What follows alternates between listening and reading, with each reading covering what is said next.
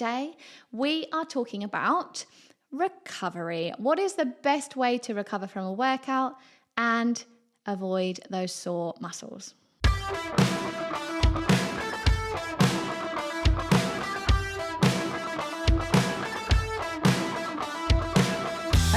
Hi everyone, and welcome to the Bliss and Thrive podcast. I'm your host, Carys Anderson. I'm a health, fitness and lifestyle coach, helping you live the most healthy and positive life possible. I'm the creator of the Sweat It at Home workout programs, the Fierce Lifestyle Stationery range, and I'm here every single week to give you tips, motivation and inspiration to lead your best life. So let's dive into today's episode. So first of all, when you are training and perhaps you change up your training and you start doing different exercises, or you start lifting heavier, or maybe you haven't trained for a while and then you get back into it, inevitably you are going to have sore muscles. This is going to happen and you just have to roll with it. And it actually means that you have broken down the muscle fibers, you're going to build them up again and you're going to get some results. But we don't have sore muscles every time we train. Your body will adapt to those workouts. And then every so often when you change up your sessions, you up your weights, you might get sore muscles again. But you don't want to chase that soreness every time. So that's the first thing I want to say. When you do start training or start a new program, you are going to get sore muscles. And there are ways to recover from this, and I'm going to tell you in this podcast. But also I want you to know that if you leave it too long between that first training session and you get sore muscles and the next training session and you feel fully recovered and you do the next training session, you're probably going to get sore muscles again. So implement all these tips and leave a few days to rest in between workouts and get back on it again. Do a good warm up and get back on it again.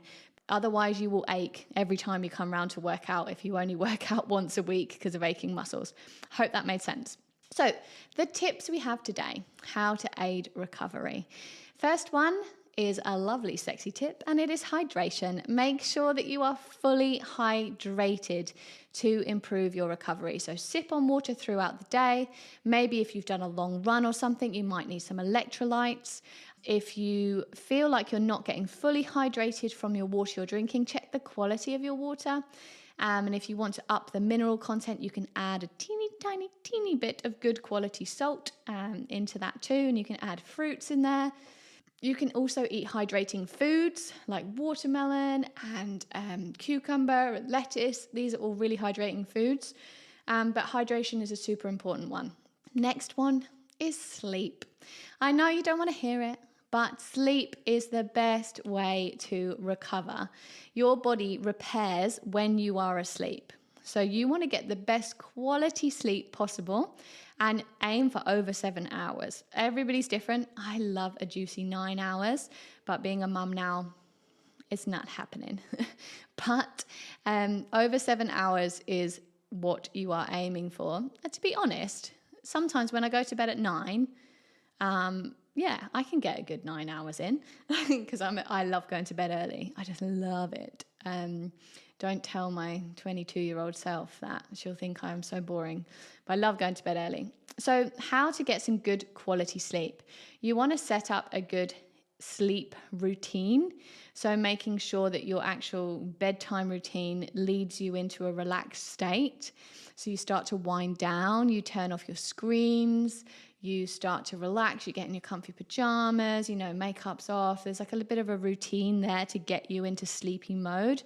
Having like good quality sheets and clean sheets, and I wear an eye mask. We can get blackout blinds, maybe have some lavender on your pillow.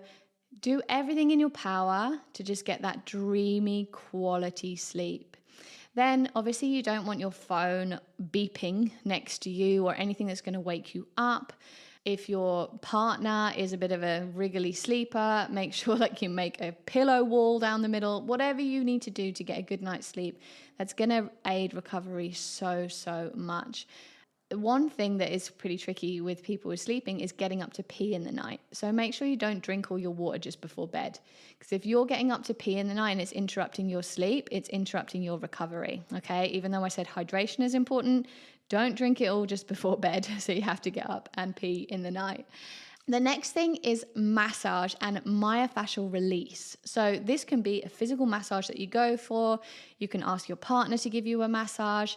You can also do this on yourself with a tennis ball or with a foam roller.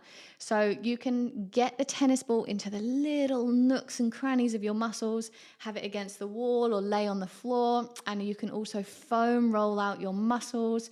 Hopefully my lovely husband who is editing this is putting some kind of video in right now of me foam rolling. Foam roll your muscles, and what it's doing is breaking down any tension, sending blood back to the muscles, and so aiding recovery. So you can do this in between trainings in between training days on like an active recovery day.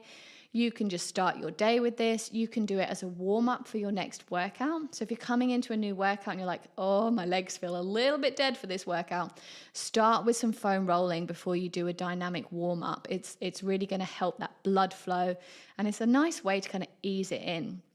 Now, foam rolling can take your breath away sometimes when it's so painful. So just go with what you can handle. The TFL, which runs down the side of your leg, if you foam roll that, they can be pretty intense. But it's that kind of pain which I love because I'm a weirdo. But yeah, foam rolling is a great one. The next one is magnesium. So you can do this with a magnesium supplement or with a Epsom salts bath. And I was talking to a client recently, one of my VIP clients, and we were talking about recovery. And she said, you know what, I just don't have time in the evening to take a bath. Like, she's a busy working mum. And the cool thing is with Epsom salts, it's transdermal magnesium, right? So it just needs to go through your skin, basically. So you could even have an Epsom salt foot bath. Just fill up a bowl full of nice warm water, dip your feet in there, and you could have a nice foot bath while you're watching TV, and the magnesium is still soaking into your body. It's going to help your muscles relax overnight. You're going to get much better night's sleep, and it's going to aid recovery. So when it comes to post-workout nutrition, if you've had a really intense session, I would suggest a post-workout snack. And you want it to be carbohydrates, fast-acting carbohydrates, and protein. So about a ratio of, I would say, 3-to-1 with the carbohydrates to the protein, because you want those carbohydrates to replace your glycogen in your muscles. So your glycogen is what your body has used for energy during training, especially if you've done a really high intensity session. So replacing that glycogen will really help you recover much quicker. And the protein, of course, is there to build and repair your muscles. Now, if you've done a really intense session or you're very, very focused on recovery, have that post-workout.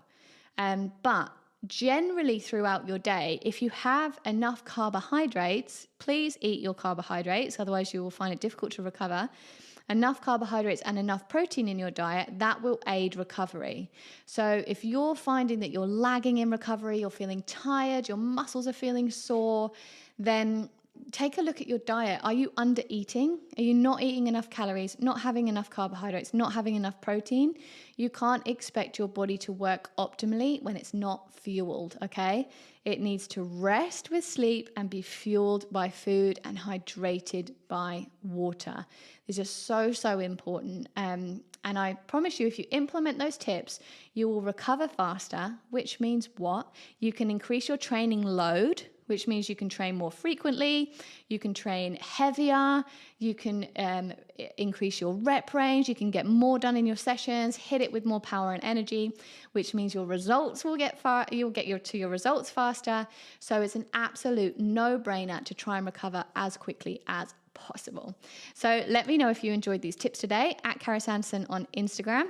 And if you are thinking about training yourself, then why not jump over onto carysanderson.com, sign up for the next Sweat It Bootcamp, come on in to my world, let me coach you so that you can get the most out of your training and get some epic flipping results.